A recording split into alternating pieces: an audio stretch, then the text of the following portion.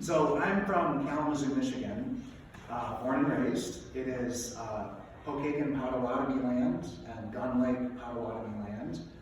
And that's how big the Anishinaabe Nation is. It stretches, I drove 850 miles to be here. And it also stretches very far to the west. And I'll talk about Winona Leduc from White Earth, Ojibwe in Minnesota towards the end of my talk, but she has a great line that inspired me. She used to organize Honor the Earth's concert tours to educate people about nuclear waste dumps that are so often targeted at indigenous lands.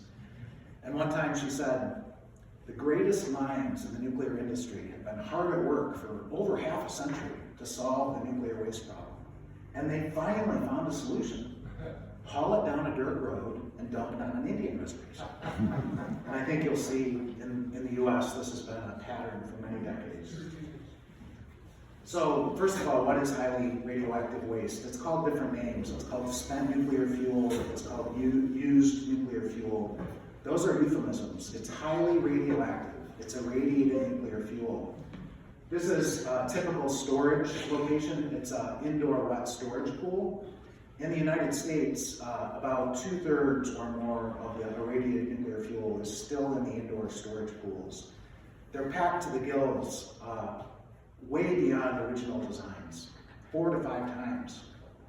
So much so that the irradiated nuclear fuel is so close together that they have to take extraordinary measures like boric acid in the pool water, even metal sleeves between the assemblies to prevent inadvertent nuclear chain reactions in the storage pool, which would not be a good thing. So where does it come from? This is an aerial photo of the Palisades nuclear power plant in southwest Michigan, where I'm from. My hometown is 35 miles to the east, downwind. And so this 60-year-old reactor has been proposed to be restarted. It closed 3 years ago. There's never been a reactor in the world that we know of that closed permanently and then was brought back to life. So we're calling it the zombie reactor. And one of the good news items from the closure in May of 2022 was that no more radioactive waste would be generated there. So the bad news of the restart is that they plan to restart. The average figure for Palisades, an 800 megawatt electric reactor, is about 15 metric tons of irradiated nuclear fuel year upon year. There's already over 900 metric tons out there because it operated for more than 50 years. And they want to build 2 what they call small modular reactors on the same tiny site on the Lake Michigan shoreline. One of the things about small modular reactors that hasn't gotten a lot of attention is they're very inefficient due to loss of economy of scale. And a study was put out 3 years ago that per unit of electricity generated, small modular reactors, depending on the design, will generate 2 to 30 times more radioactive waste than the current generation of reactors. So it will exacerbate that problem and other problems. So what is irradiated nuclear fuel? Well, the pellets of uranium, ceramic uranium, are about as big as the top of your thumb knuckle. They're stacked on top of each other. They're encased in very thin metal cladding, usually zirconium metal cladding, 12 feet long, and then they're bundled together in assemblies. And there can be a couple hundred or more assemblies in a reactor core. And after several years of use in the reactor core, boiling water to make steam, to turn a turbine, to generate electricity, the fissile uranium-235 has been depleted or used to the point where it's no longer efficient to use it anymore for nuclear fuel. It's taken out of the core, put in the storage pool you saw, but the pool then replaced with new fuel in the core to keep the reactor operating. But the pools are full to capacity in the United States. And so since the early 1990s, even into the mid-1980s, they have had to put the waste into overflow parking, so to speak. This is outdoor dry cask storage, and you'll see some images of this. At Palisades, that's right on the beach, 100 yards from the water of Lake Michigan. So where is it currently located? We've talked about the pools. You'll see that these pools are 40 feet deep, and the fuel assemblies are 12 feet tall. So you're actually looking down, what's the math, through 28 feet of water to see the top of these. And you can see it's very clear. They try to keep the water very pure, free of contamination to prevent corrosion of the fuel, which will be a problem in the future. But there is corrosion happening. There is contamination in the water, even though it looks very clear. And then I mentioned the extraordinary measures they have to take because they've actually, like a bunk bed, they've actually stacked fuel on top of the lower fuel. So there's less depth to the water. The water is the radiation shield, so that workers working along the top don't get exposed to deadly doses of radiation. They're still being exposed to gamma radiation, some neutron radiation. The water is the radiation shielding. It's also the cooling because the waste is so thermally hot. And I mentioned the boric acid and other measures taken to prevent the neutrons from interacting with the fissile material that's still in the fuel rods to prevent an inadvertent nuclear chain reaction. And the consequences of that we saw at a place called Tokaigura, Japan in September of 1999, I want to say it was, where 3 workers were killed.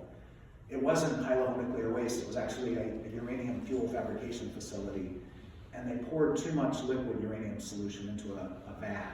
It was 7 times what it should have been, and it actually sparked a nuclear chain reaction. And all 3 died, 2 of them pretty quickly, and a third months later, I believe.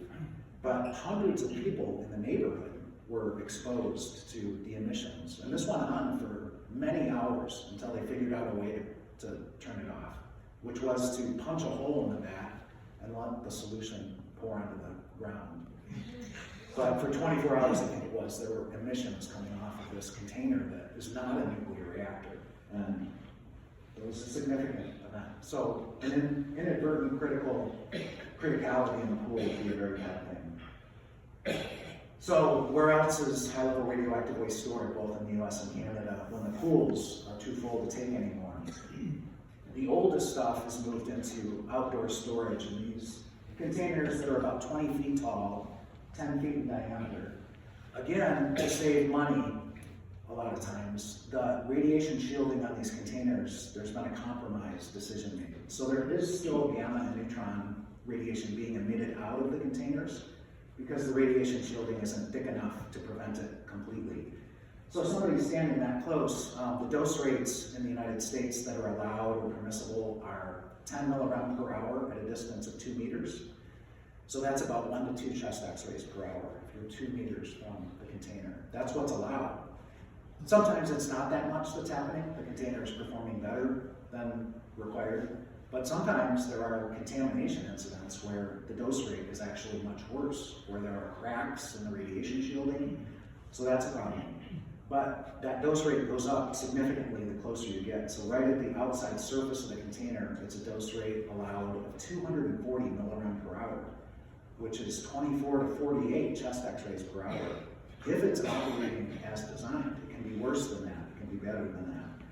So this person would be getting a dose in this image. So how much is there? In the US, we are now at more than 90,000 metric tons of commercial irradiated nuclear fuel. We have 94 reactors still operating. I mentioned they want to bring Palisades back, that would be 95.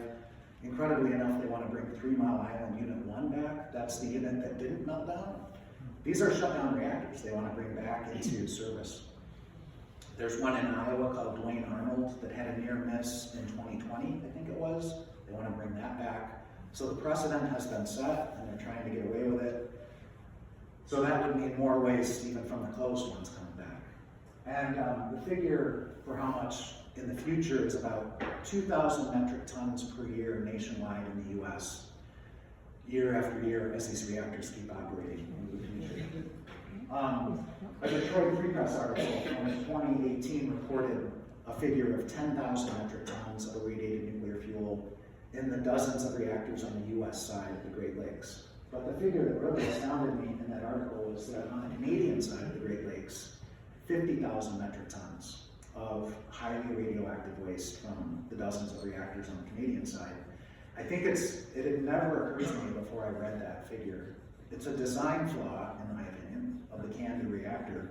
They use unenriched uranium. So it's much more voluminous than the US enriched uranium. I'm no fan of US reactors, as you can probably tell, or their designs, but the CANDU reactor generates a tremendous amount of highly radioactive waste. It also generates a lot of tritium that we can talk more about later, as compared to other reactors, because of the design. So how much more will be generated in the future? In the US, I mentioned 2,000 metric tons per year. That figure is going to go up as the reactors come back online, or new ones get built, unfortunately. And I mentioned this figure, and here's the authors' names, Rodney Ewing and Allison McFarland, who put out this report a few years ago. An interesting thing about them is that they served as, Rodney Ewing was the US Nuclear Waste Technical Review Board Chairman under President Obama, the technical shop on these questions in the US federal government. And Allison McFarland was the chairwoman of the US Nuclear Regulatory Commission under President Obama. So these folks know what they're talking about, and one of their warnings is the waste problem associated with small modular reactors is very significant. We'll be talking about Yucca Mountain, Nevada shortly. They wrote the book on why Yucca Mountain, Nevada was a really bad choice for a nuclear waste dump. So they've been in team for a long time. So what are the hazards and risks? Ionizing radioactivity can cause cancer, can cause genetic damage, birth defects, other maladies, and morbidities. It's hazardous for at least 1 million years into the future. You hear different figures. You hear 250,000 years. That really refers to plutonium-239. That's one isotope out of hundreds that's in high-level radioactive waste. This admission from the U.S. Environmental Protection Agency of 1 million years of hazard was in the context of the Yucca Mountain dump proposal in Nevada.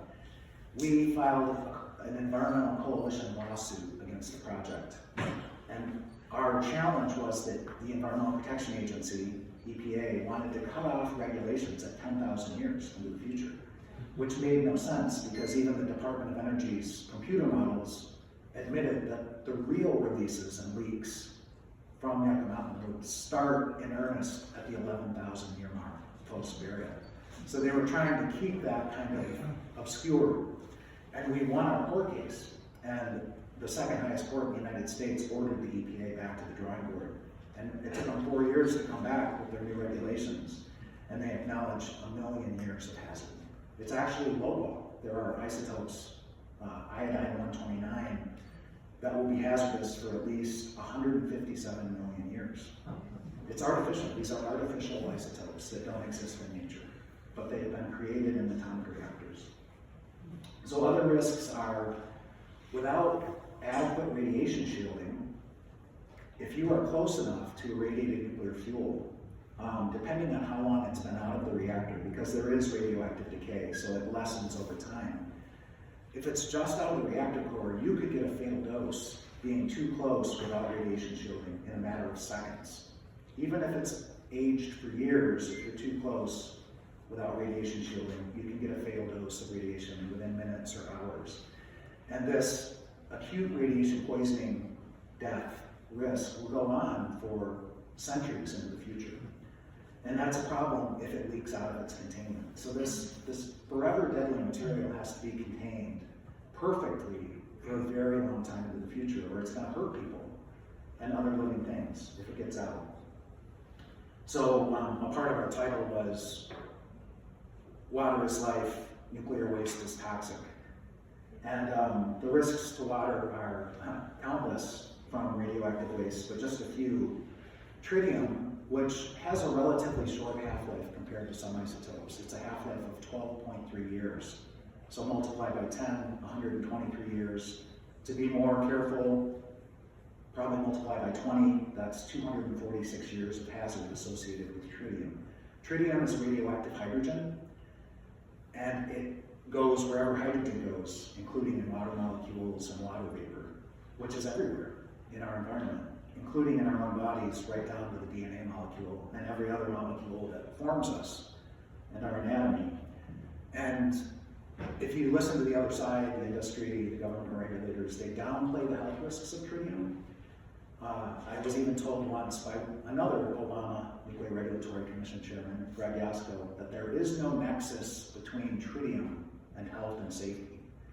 That's a false statement. Tritium in a DNA molecule can deliver a very potent form of damage to what makes you up, and can cause all those things I talked about before, including cancer. So unfortunately, operating reactors release a lot of tritium into the environment, especially the CANDU design. But there is tritium in high-level radioactive waste. It will dissipate after a century or two, which is the good news with tritium. But there are other radionuclides that last much longer. And there's other dispersion mechanisms. Plutonium, for example, certain valent states of plutonium, certain isotopic forms of plutonium. In the United States, at least, the government assured the public that plutonium was not water soluble. And they kept this up from the 1940s until the 1990s. But the Nuclear Weapons Test Site in Nevada, the evidence was clear that certain forms of plutonium are highly, it's a colloidal transport mechanism. And so plutonium that shouldn't have moved at all at the nuclear testing ground had moved a long distance. So they had to admit it, that they were wrong for a half century. And then finally, a dynamic I wanted to highlight, I learned from Rosalie Bertel with the International Institute of Concern for Public Health, based in Toronto. Bioaccumulation, biomagnification, bioconcentration. The industry would like people to think that these releases from reactors disappear into nothingness, that they dilute in the Great Lakes. There's such a huge volume of water that it's not a concern. And her point is, based on her expertise in biology, is actually the food chain reconcentrates things like tritium up the food chain, and we're at the top. So we're going to get that concentrated dose. And this is a real issue at Fukushima, just with the tritium alone, let alone other isotopes that have gotten into the Pacific. I saw this image was on the display board over there too. It just shows where the isotopes go in the human body. So some examples, cesium-137 is a muscle seeker. So the heart is a muscle. And so there's a condition that's widespread in the Chernobyl region called Chernobyl heart. Even in newborns, it's a congenital birth defect, holes in the heart. And that organization that Graham mentioned, the Irish Chernobyl Children's Project, would organize teams of surgeons, heart surgeons, to go to Belarus, the hardest hit country of all from Chernobyl, to perform a large number of heart surgeries on infants and children. They would put Gore-Tex patches on the holes and probably save their lives. It would be a fatal condition if left unaddressed. And then the image in the upper right there is, I'm sorry, that's the next image. This is a microscopic image of ape lung tissue, and it shows a speck of plutonium in ape lung tissue. And what you can see there are the tracks of damage that this small microscopic speck of plutonium is doing. So even a microscopic speck can initiate human lung cancer. It may take years, it may take decades. So these are some of the dangers of this stuff getting out into the environment. And we actually, earlier today, we talked about an incident at Bruce Nuclear Generating Station a decade or 15 years ago. 500 workers were exposed to airborne plutonium, which is a disaster for their future health. And whether or not the health studies will be done to track what happens with this group of 500 people is a question. I don't know that it will be. Although, the company and the government gave assurances that everything's fine, nobody got hurt. Well, there's a latency period. So this image shows you some of the materials that can stop radiation. And alpha particles, like plutonium, can be stopped by a sheet of paper, but you do not want to inhale it. Beta can burn your skin, but can be stopped by certain materials. Neutrons can pass through many materials, although water is a good neutron moderator. But as I mentioned, there's so many neutrons flying around in these storage pools that they have to add boric acid and other neutron absorbers. And then finally, gamma is very penetrative and can go through many materials, including these transportation containers. So here's an a photo of a Department of Energy high-level radioactive waste transport container. This is probably from 20 years ago. They've increased the size of these containers. Back then, they could hold 24 pressurized water reactor irradiated nuclear fuel assemblies. Today, 25 years later, they've increased them in size by 50%. Now it's up to 37 pressurized water reactor assemblies. These are very heavy containers. In the United States, they used to consider shipping by truck on the interstate highways. They're called legal weight truck shipments. So they could only put 4 assemblies in these legal weight truck shipments. So they've really shifted since to mostly rail shipping because of the weights involved. And the weight of the 37 assembly container is now 180 metric tons. So these are some of the heaviest loads on the rails. Yes, locomotives are even heavier, but it's the repeated damage to the tracks from, if this dump in New Mexico that we're fighting opens, 10,000 shipments of this stuff out there. And our infrastructure is in collapse across regions of our country. So what are the transportation risks? Even routine shipments would have that mobile X-ray machine that can't be turned off issue going on of gamma and neutrons coming out. So the people that work on the shipments, especially the transportation workers, the guards, the inspectors, will be very close to this material and be getting dosed. But even innocent passersby, you could be stuck in traffic next to a truck. You could be stuck at a rail crossing as a train goes by. So there will be doses to the public. Making matters worse would be the contamination on the exterior surface. There was a real problem in France in the 1990s, over several years, and it was brought to light by journalists and watchdogs. It was not brought forward by the industry or the government, which is the same thing in France. So 25 to 33% of hundreds of shipments going into the reprocessing facility there were contaminated externally, an average of 500 times permissible dose. And I mentioned the 1 to 2 chest x-rays per hour at 2 meters. Multiply that by 500. That's what we're talking about. The worst that was documented was 3,300 times permissible. So 3,300 chest x-rays an hour, 2 meters away, that's a problem. And it happened. And in the United States, one of these dumps we're fighting in the Southwest in Texas, Interim Storage Partners, the lead partner is Orano of France, who perpetrated this disaster in France not so long ago. So this image is East Palestine, Ohio, that's how it's pronounced, just a couple years ago.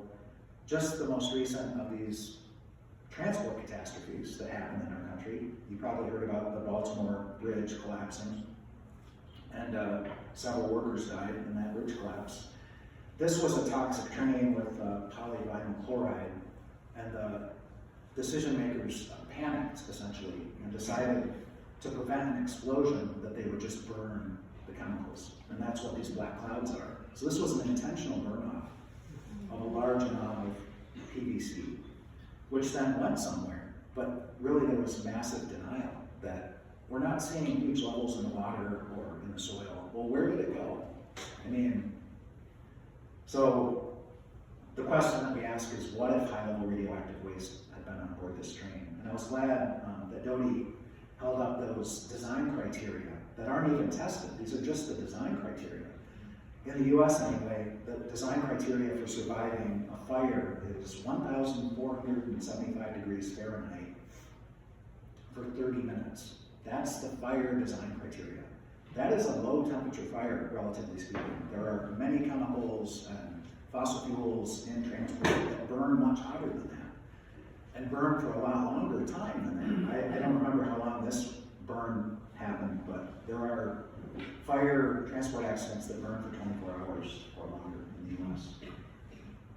So another risk is intentional attack. So this is just an image of a US Army TOW anti-tank missile that can be deployed by a single person. There's 2 people on it here. These are designed to penetrate thick tank armor. So there was a single day in Syria in 2014 when I think 500 of these missiles were stolen from a rebel base that was backed by the West, by Islamists. So there are 500 of these weapons that just disappeared 11 years ago. We don't know where they went. So what to do with high-level radioactive waste? I gotta pick up my pace. These are some of the proposals out there. Keep it at the reactor, take it away from the reactor, store it for an interim time period, or dispose of it permanently. Gordon Edwards with the Canadian Coalition for Nuclear Responsibility has a concept called rolling stewardship. This is dry cask storage that gets replaced, because that's the thing, these dry cask containers are going to have to be replaced. In the US, the Nuclear Regulatory Commission admits probably once every 100 years. That's a lot of replacements over time for how long this stuff remains hazardous. We have another concept in the US called hardened on-site storage, which takes into consideration terrorist attacks, leaks. We want it to be fortified, safeguarded, secured. None of this is happening. So I mentioned the dumps in New Mexico and Texas. They call those consolidated interim storage facilities, but that's a misnomer. These are de facto permanent. There is no permanent place where it can go to, so it probably would just stay there, probably forever. Permanent deep geological repositories are commonly talked about. Finland is in the lead in the world, but it's only big enough for the Finnish reactors. There's just a handful. It's not like everybody can send their waste there. And there's real questions about that site. It's on an island, so one of my questions is, what about sea level rise at this place? And it's another interesting dynamic in Finland. It's right next door to a nuclear power plant. So it's kind of this sociological phenomenon called a nuclear oasis. So they got away with the reactor. They located it there for certain reasons. The cooling water supply, it's an island. It's far from the capital and the population of the country. But is it a good place for this stuff to be disposed of permanently? That's a separate question. There's another concept called deep boreholes. There's a company in the US called Deep Isolation, and they would have you think they could do this anywhere. They would just dig narrow diameter holes and put the waste in a container down these holes. But again, we can talk about the dangers of that. Reprocessing is extracting plutonium-239 or uranium-235, the fissile material. But if you do that, those materials could be used for weapons. They often say, no, we're going to use it for reactor fuel. This is for nuclear power, not nuclear weapons. Well, it depends on who has it in their possession and how they decide to use it. But in addition, reprocessing is environmentally ruinous. Just one example on the Great Lakes, West Valley, New York. They did 6 years worth of reprocessing, but they had lots of problems, and then they just eventually stopped. The cleanup bill that's not been carried out yet, $10 billion. And if they don't do the cleanup, all that contamination is going to go into Lake Erie. They located the site on a piece of land very vulnerable to erosion. And that site will be in Lake Erie in 1,000 years or so. But now that we have extreme weather, it might not take that long to happen. So really, with high-level radioactive waste, the best idea is to not make it in the first place. But we have this problem. It's a dilemma what to do. So I came up with this list. If we are going to do geologic disposal, then you better be able to meet these basic requirements. It has to be legal. And actually, every one of these 9 and 10 requirements I came up with in response to the Yucca Mountain, Nevada dome, which is on western Shoshone land. Every one of these criteria is violated by Yucca Mountain. Legality, it violates the treaty with the western Shoshone. They do not consent to it. One colleague has described Yucca Mountain as the worst site ever studied from a technical suitability perspective for this purpose in the world. It certainly violates environmental justice. Just alone, the nuclear weapons testing happened out there. So all this radioactive burden on the same state. It's a question of east dumping on west, which is a dynamic up here, it sounds like. Most of the reactors in the US are in the east. 90% of the reactors are in the eastern half of the country, 75% is east of the Mississippi River, which is going to worsen the transportation risks, these western dumps that are proposed. Intergenerational equity, we have to protect future generations at least as well as we're protecting our own generations. Yucca Mountain violated that. After the 10,000 year mark, they were going to increase the allowable dose at Yucca Mountain to 6.66 times, so the number of the beast. They went from 15 milliround per year exposure to 100. So they violated intergenerational equity. Non-proliferation, we can't let these materials be used in nuclear weapons, which is why reprocessing is unacceptable. And then, more recently, I realized, Yucca Mountain is sacred to the Shoshone and to the Paiutes and to other tribes, so that's certainly another criteria. You can't violate sacred sites. And this proposal, in this area, the watershed flows through Lake of the Woods, Minnesota. And so on our side of the border, we really have to wake up the Minnesota U.S. congressional delegation, because that was a huge part of what happened with the Kincardine, Ontario. Yeah. Could you back up a slide?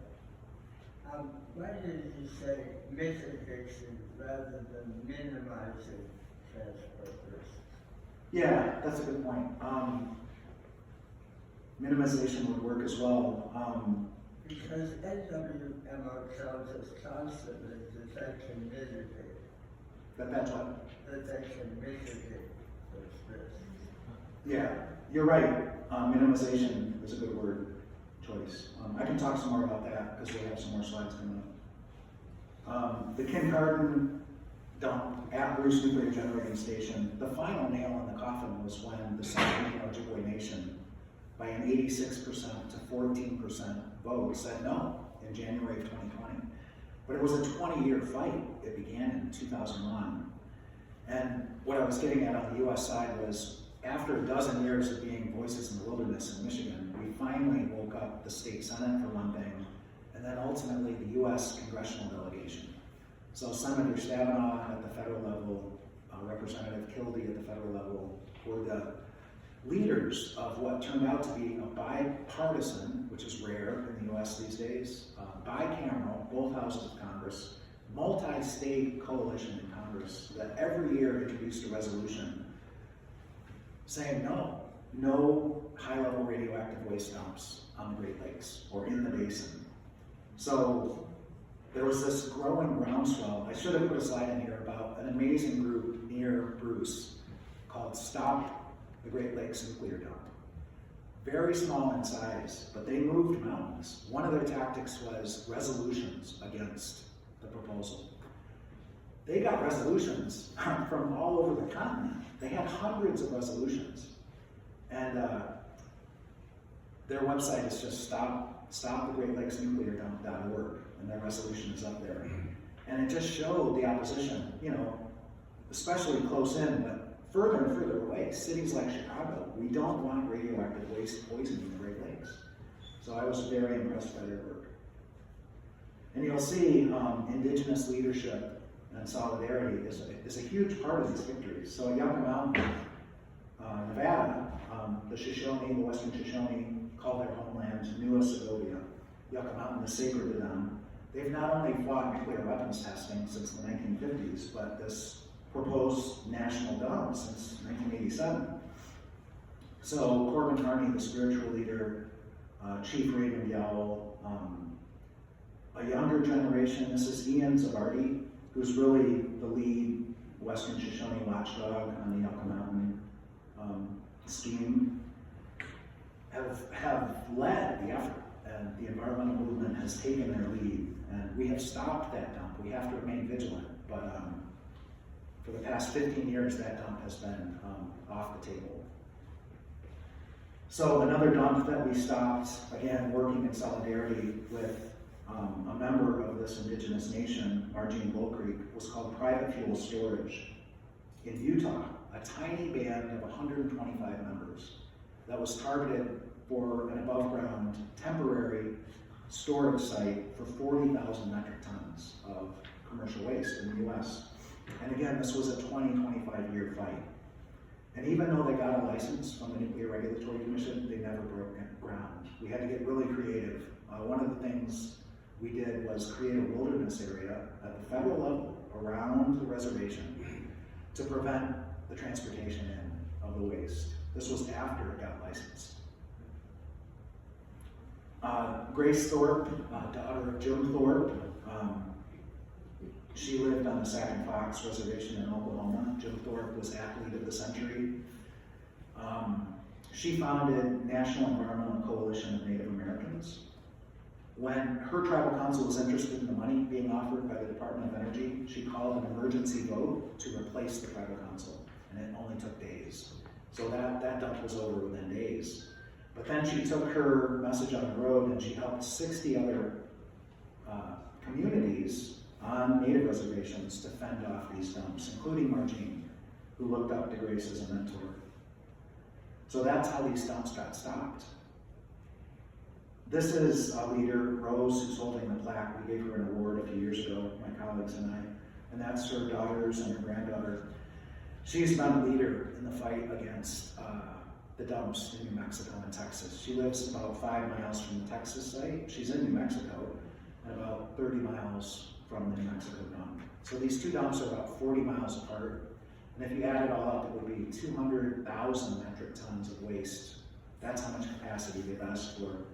We only have 90,000 metric tons right now in the US. So either they're planning ahead for a new generation of reactors, or our experts have even asked, are you going to bring in military wastes? Are you going to bring in foreign wastes? What's this capacity number about?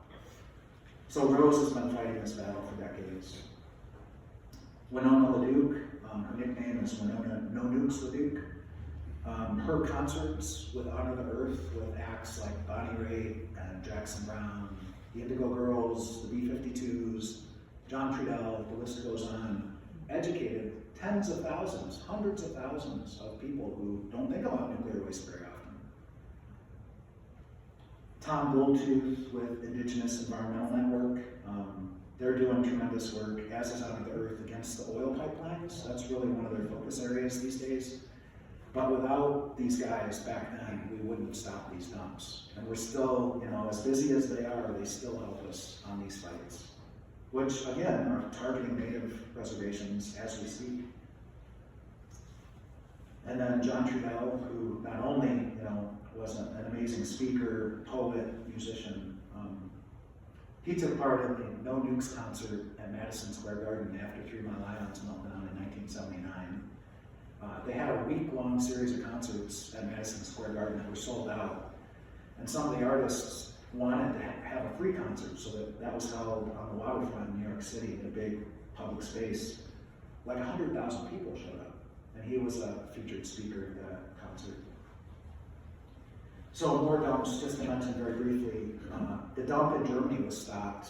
It was the heartbeat of the anti-nuclear movement in Germany for decades, stopping this dump, but it led to the nuclear phase-out that was just completed in early 2023. There are no reactors operating in Germany. There are no plans for reactors in Germany. Renewables have replaced the electricity coming from the nuclear, and they're making inroads on the fossil fuel burning. So, tremendous victory. In New England, in the 1980s, and I bring it up because there was a proposal on the Vermont side that the Quebec government and the national government in Canada was very concerned about. And they made the point back then that these are shared waters. You can't just take these actions on your side of the border. Well, of course, the Great Lakes, Lake of the Woods, these are shared waters. So that came up during the Kid Carbon fight. These are shared waters. You have to involve your neighbors in these decisions. Back in the 50s, there were proposals to bury liquid high-level radioactive waste in salt mines under Detroit, Michigan. That would have been a really bad mistake. And in Russia, somebody on the board of an organization where I used to work, Nuclear Information Resource Service, Vladimir Sliviak, who's had to leave Russia for his own safety, he did a petition campaign where they got many millions of signatures against what would have been an international radioactive waste dump, bringing in waste from many countries to Russia. So those are just, again, this is the tip of the iceberg. We've won many victories. These dumps can be stopped. It may take a long time and a lot of hard work, but it's worth it. I think that's my last slide. Sorry, I went much longer than I meant to. Hopefully this will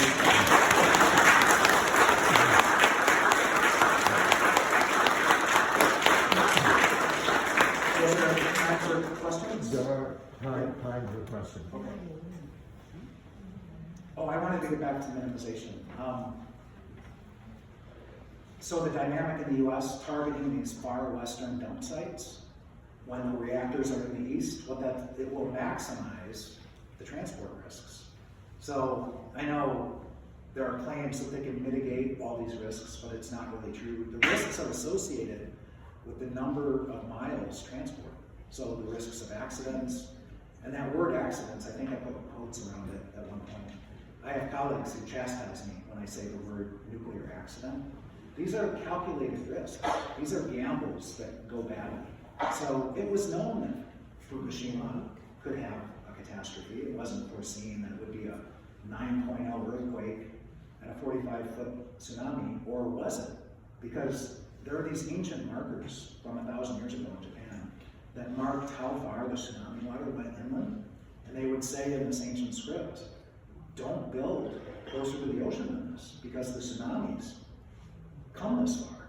And there have been scientific studies of debris from the ocean, very deep inland in Japan. They knew how far tsunamis could reach, and that was ignored. So they did build a seawall at Fukushima, but I think the figure was, it was to withstand a 15-foot tall tsunami, when they knew the tsunamis could be much taller than that. And then they made terrible design errors on where they put certain equipment, like the emergency generators. So I say all that because these probabilistic risk assessments they can be manipulated. So I attended a technical meeting in Yucca where the speaker, who was pro-gun, said, yeah, there's going to be rockfall in the tunnels at Yucca that could damage the container, but if we assume that the rocks are smaller in size when they fall. So there's all these manipulations that go on. So that's the Orwellian use of language around this stuff, and you know, lies, damn lies, and statistics. So, any opinion on the possible bombing of the Iranian underground nuclear facilities, which could be happening within months? Oh man, during the Bush-Cheney administration, back in the first decade of this century, they were beating the drums of war in the US and in Israel against Iran and its nuclear facilities. And there was a proposal from the Department of Energy. The Department of Energy, which ran the Nevada nuclear weapons test site, held a press conference in, I forget the year, 2006. We're going to do a test explosion in Nevada. The full-scale above-ground testing ended in 1962. And they did underground testing up until 1992. And then they did what they call subcritical tests, which were explosives laden with plutonium, and they would take very careful measurements and then feed it into supercomputers. This went on from 1992 to the present day, advancing US nuclear weapons design. So this announcement of a test on the surface in Nevada, they were very giddy about. They said the mushroom cloud will be visible from Las Vegas. They were very, very excited to share this news. Nevada was not so happy about it. And what it was a conventional explosion using conventional explosives, but very large in size. I can't remember how large, but approaching a small nuclear weapon in size.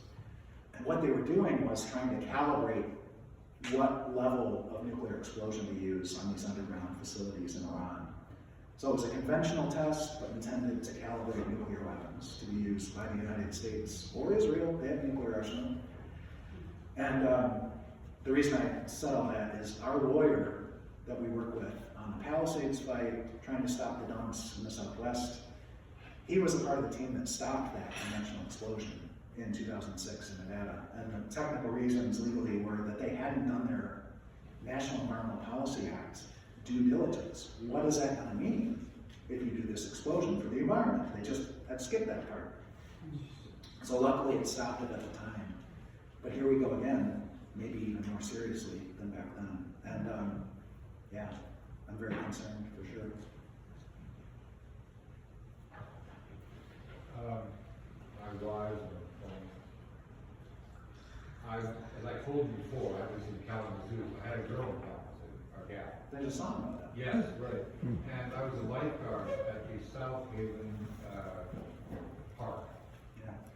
right next to what became the Palisades nuclear plant. I remember walking down the, you're bringing back memories for me. I remember walking down this beautiful sand beach, and all of a sudden seeing this large thing. It was like a scene out of Planet of the Apes. You know, it was that thing where you stand there and see something.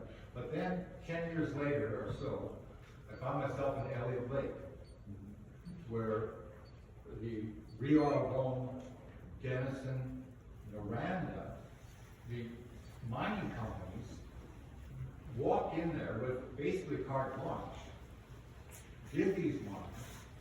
Noranda was then, they didn't mine, they produced sulfuric acid for the mining process.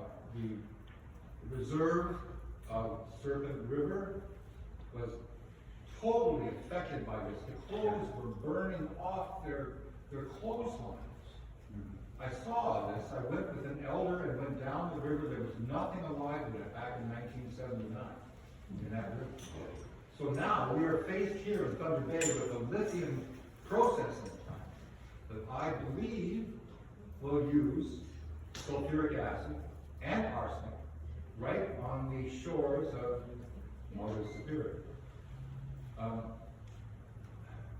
No mining company has ever cleaned up what they've done. They've declared bankruptcy and were saved harmless. The Reed Paper Company in Dryden, who the mercury poisoning, they went back to their beautiful home in England, and they're still living off the profits. What was Marx right? Were we supposed to get rid of private property right at the beginning? I don't know. I don't know the answer to these things, but I see all these entities that are built to be impervious to the havoc they reap. Thank you very much. Yeah. There's a great book, if you can get a hold of it, I hope it's still in print. This is My Homeland. It's about the uranium mining at Elliott Lake, and even the impacts on Manitoulin Island in the Georgian Bay. Interviews with the Serpent River First Nation and local residents. And I wrote a play about it. there's a quote in there from Keith Lewis, who was the environmental director for Serpent River First Nation. He was talking about uranium mining, not high-level waste, but he said, there is nothing moral about bribing a starving man with money. So a lot of the men from Serpent River First Nation who went down in the mines, they were told it's completely safe, we don't need respiratory protection. They paid with their lives for that, as did the Navajo Dene in the Southwest, as did Pueblo miners. So, ironically, natural uranium is not as radioactive as high-level radioactive waste. High-level radioactive waste is 1 million times more radioactive than natural uranium. Natural uranium is nasty stuff and can cause harm big time. But high-level waste is 1 million times more radioactive with artificial isotopes in it that, biology doesn't know what to do with. And so that's a part of this dynamic too, is the offer of money. In the United States right now, it's a good sign that the Department of Energy has felt the need to restart what they're now calling consent-based siting for consolidated interim storage facilities. It's an admission that they realize they don't have consent in Texas and New Mexico, big time. Of course, it's obvious they don't. So now they have a whole other target list. And then, again, at the top of that target list are Native American reservations. And what is their selling point? But to come in and offer hundreds of thousands of dollars or millions of dollars just to enter the process. And then if you get deeper in the process, they'll offer you more money. And boy, if you were to say yes and take the facility, there's all kinds of money to be had, So, yeah, I refer to it as legalized bribery. And a lot of times we're working with the traditionals and the environmentalists in these indigenous nations who are fighting their own tribal councils over this stuff. But as you saw, there have been many success stories despite the David versus Goliath.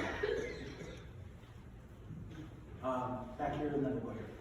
Yeah, so we have Environment North, We the Nuclear Free North, other groups that have been working directly since 5 years in opposition to the proposal for the rebel site in Indians. been lots of good information presented, and we've been going out and distributing that information, but we haven't had update from the general public. What do we have to do to reach people with this message? I maintain that the only thing that will stop us is everybody stand up and says no. Where's the breaking point that we're looking for? Yeah, well, we had a conversation almost similar earlier today. The arts come to mind. I mean, it takes everybody in every walk to win these battles. And, you know, if you're into documentary films, hold a documentary film festival on these issues. There are a large number of amazing anti-nuclear documentary films, even just on the radioactive waste issue. If you're into music, organize concerts. I mean, I mentioned the Honor the Earth concerts. Theater. You said you wrote a play about it, you know? Dancing with the Daughters of Radon. Yeah. Although I was very much annoyed when they changed the name of the Daughters of Radon to the Progeny of Radon. It didn't scan. Photography exhibits. My ex-wife, Gabriella Belisheva, we worked on that book that I mentioned, This Is My Homeland. I was the video guy recording the interviews, and she was just beginning her photography career. And so her portraits are in that book of the people that we interviewed. We were junior partners, to put it politely. We were just along for the ride, but it became a really amazing book. Lorraine Reckmans with the Green Party in Canada, who was a First Nation, Serpent River First Nation member and a local journalist, and then been watchdogging the uranium mining issues up there, and knowing, you mentioned the sulfuric acid. She was an editor of the book, as was Keith Lewis, the Serpent River environmental director. So Gabby went on to do a lot of photography in Chernobyl, and that was really powerful. She actually teamed up with that Irish Chernobyl Children's Project and went on medical aid convoys. They would drive convoys of vehicles, semi-trucks full of medical supplies and equipment, ambulances that were packed to the gills with needed resources, that they would then leave the ambulances in Belarus. These were convoys of like 50 vehicles. So she accompanied them twice on those trips. And one of the amazing things they accomplished in Belarus was there was this orphanage called Vesnova with numerous children with birth defects whose families had to give them up because they couldn't support them. And the Irish Chernobyl Children's Project really turned that place around. It was a real desperate place when they discovered it, and they tried to bring it up to modern standards of care for these kids. So the photography really showed that. We had some exhibits of her photos that showed this amazing work. So I'm just, whatever you're into, apply it to this, and make it a cultural phenomenon, which is what happened in Germany, stopping the dump there, and realize that it's probably going to go on for a long time. I mean, I described Kincardine. That was a 20-year fight. And some of these fights have gone on for longer than that. I had somebody over here, and then over here. So, thank you for your presentation, very interesting. You come out very strongly against everything so far. What, in your opinion, is the correct thing to do with 50,000 metric tons of high-level waste that we currently have in Canada? Right, and it's more than that. That's just the Great Lakes. So you've got Point Lepreau in New Brunswick. You've got Gentil in Quebec. So that's more waste yet, and probably some sites I don't know about. So a couple of things I mentioned, hardened on-site storage. We should not be rushing into these decisions. And some would say, oh, but we've been thinking about this for a long time. We're not rushing. But these proposals are rushed when you think about it. So let's take our time, but protect the waste where it's at right now, which is not happening, neither in Canada nor in the US. I mean, the pools are mega catastrophes waiting to happen. And just an example of a very close call was Fukushima Daiichi Unit 4, which wasn't even operating that day. The core was empty. The nuclear fuel had been moved into the storage pool. But the explosion in Unit 3 severely damaged Unit 4. They were connected units. And the Japanese government, Tokyo Electric Power Company, they didn't know if the water cooling in that pool was even there. They didn't know if the pool was empty. This is what happened, but it took years to figure out what happened. Through sheer luck or divine intervention, however you want to see it, the gate between the empty reactor vessel and the pool was damaged by this explosion, perhaps also by the earthquake, on the edges. There was water, by chance, by luck, in the reactor cavity. It flowed into the pool. If that hadn't happened, the waste would have boiled the water away, and as soon as the top of those assemblies was exposed to air, the cooling would have been insufficient. In a matter of hours, the top of the waste would catch fire. It would reach the ignition temperature of zirconium, which is 1,800 degrees Fahrenheit. And then, like sparklers, that waste would have burned. It would have accelerated the process. It burned down, boiled away all the water. And to give you an idea of the magnitude of the radioactive catastrophe that would have unfolded out of there, the serving Prime Minister of Japan during the initial months of the catastrophe, Naoto Kan, a year later, came public with something that nobody knew.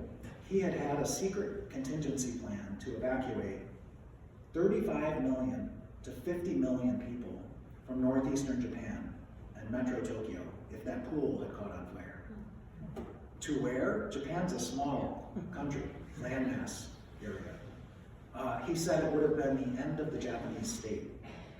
So those are pool risks, and actually the risks in North America are worse than that because there was ballpark figure 1,000 metric tons of waste in that pool.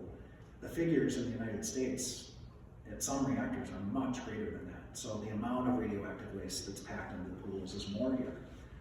So we are taking those risks in a sense every day. And an example in North America would have been the 9/11 attacks. The lead attacker, Mohammed Atta, who flew the first plane into the World Trade Center, was doing training missions in a small private plane months ahead of time down the Hudson River to learn his way to the World Trade Center. And he spotted the Indian Point nuclear power plant. And he actually ran it up the flagpole. Can we attack this instead? And he was told no. And the ringleader of the attacks, Khalid Sheikh Mohammed, before he was captured, and he's been in Guantanamo ever since, but he gave an interview before he was captured, and he said, the reporter asked, did you consider attacking nuclear facilities? And he said, we didn't want things to get out of hand. So we relied on the moral restraint of Al-Qaeda to protect.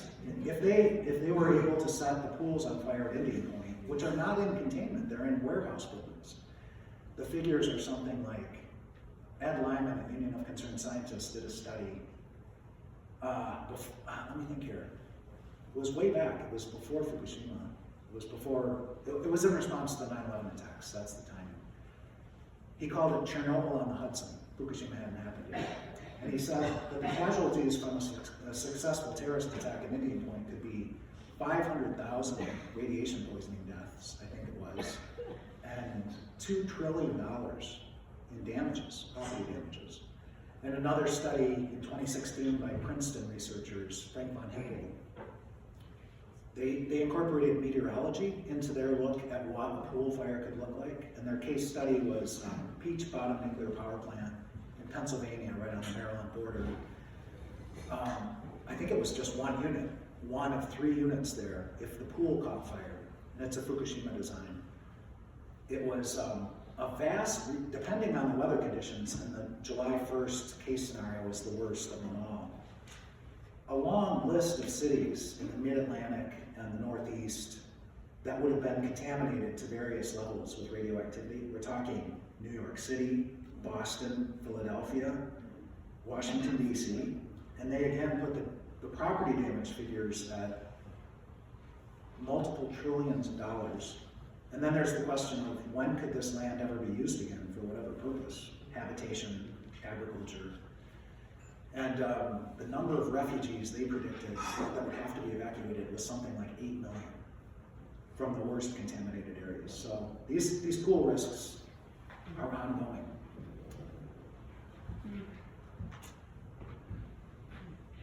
Oh, I'm sorry. Oh, something. I don't have a question, I have just wanted a piece of information. So I was just at the Northern Ontario Municipal Association event today. We're talking about needing a 75% increase in electricity production in the next few years.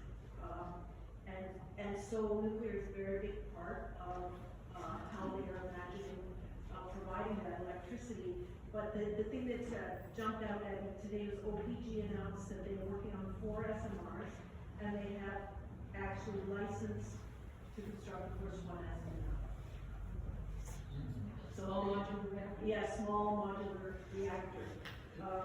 And it is being sold to northern communities as a great economic benefit, and somehow because they're small, they're more benign.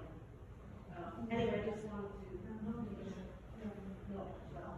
We've been having some discussions today about the propaganda and the Orwellian language and the deception.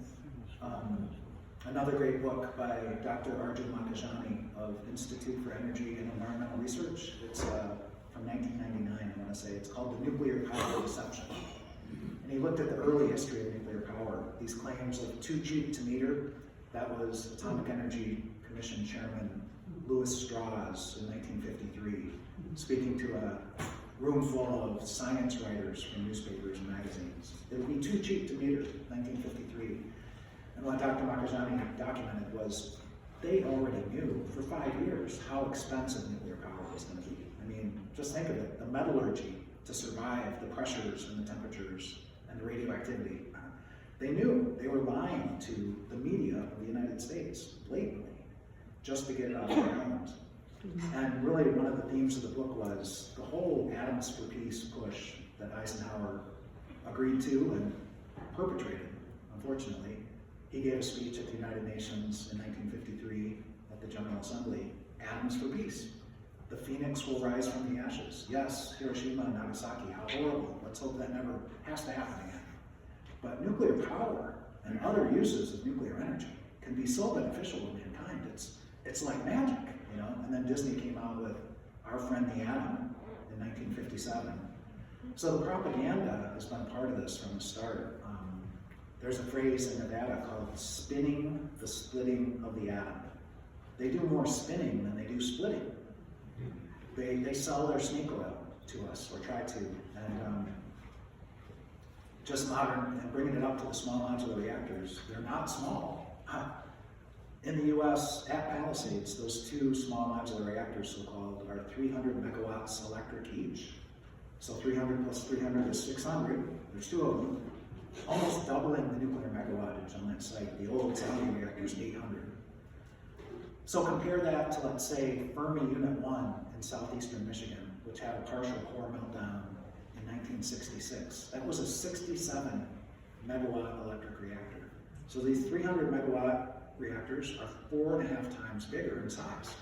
And we saw what happened at Fermi 1. The classic book is called We Almost Lost Detroit by John G. Fuller. And we lucked out, we dodged that bullet. Not everybody did. There were radioactive releases. There are elevated cancer rates in southeast Michigan that have no explanation, really. Another 67 megawatt reactor was Big Rock Point in northern Michigan. And Holtec wants to build small modular reactors up there too. That reactor from 1962 to 1997 was 67 megawatts. It had one of the worst records for releasing hazardous radioactivity in the environment of any reactor in the country, some of which are 15 times larger in size. It was experimental. They broke fuel rods in the core.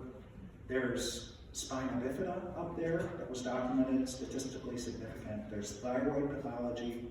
That would be the radioactive iodine-131 coming out of that reactor. So small reactors can pack a punch. Ed Lyman, an Union of Concerned Scientists, I just mentioned him about Indian Point, New York. He wrote a paper, Small is Not Always Beautiful. So there are some great researchers pushing back on propaganda. Dr. M.V. Ramana in British Columbia has done some amazing writing on small modular reactors. He's on our advisory board. So that fight is on as well. But in the US, there were, during Bush-Cheney from 2001 to 2009, this nuclear renaissance, they called it, nuclear relapse, we called it. Those were gigantic reactors. Those were 1,200 megawatts electric. Those were 1,500 megawatts electric. It didn't work out. Only 2 out of 3 dozen got built in Georgia. 7 years behind schedule. The price tag went up from $2.5 billion each reactor in 2001 to $7.5 billion by 2012. And today, the price tag, and it's still increasing even though they're operational now, is $18.4 billion per reactor. So it went from 2.5 to $18.4 billion. And there's been a long history of this. They know that's going to happen, so they lowball the price to get it going, and then they gouge people on their electric bills, on their taxes. This isn't company money. This is public money being used for this.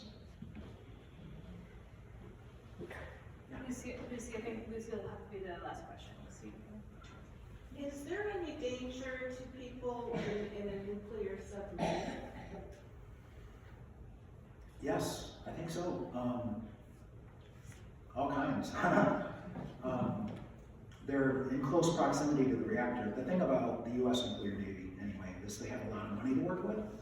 And so they're going to put in what radiation shielding they can to protect the sailors on board.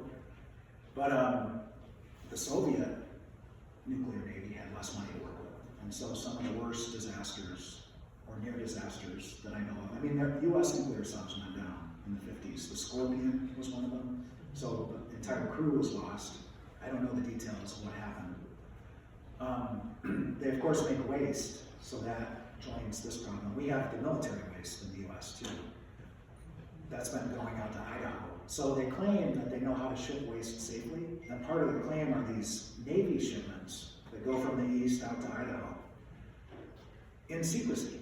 So if anything happens to those shipments, we wouldn't hear about it. It's classified military secrets. So, but there are radiation exposures on nuclear subs. It's inevitable. They're also emitting pollution into the ocean. It's inevitable. That's all happening. But one story to share would be, you know, we've had many close calls with nuclear war over the past, 80 years.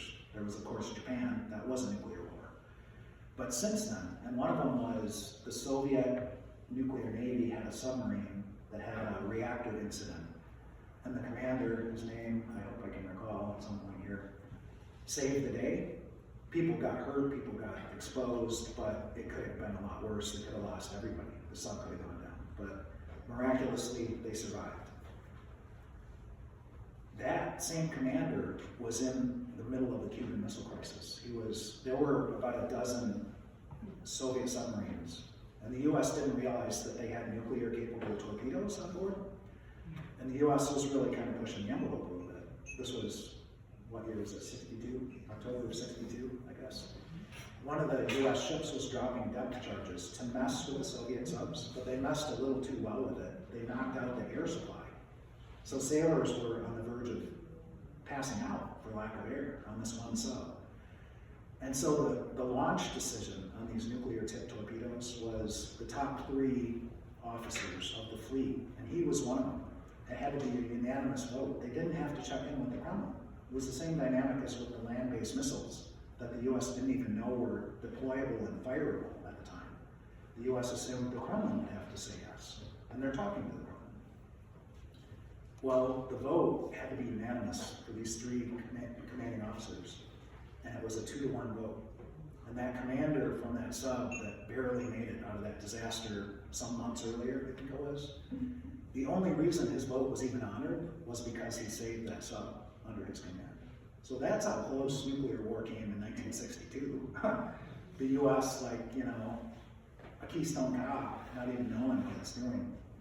So there are tremendous dangers, I think, with nuclear subs. Even on just the nuclear power side of things.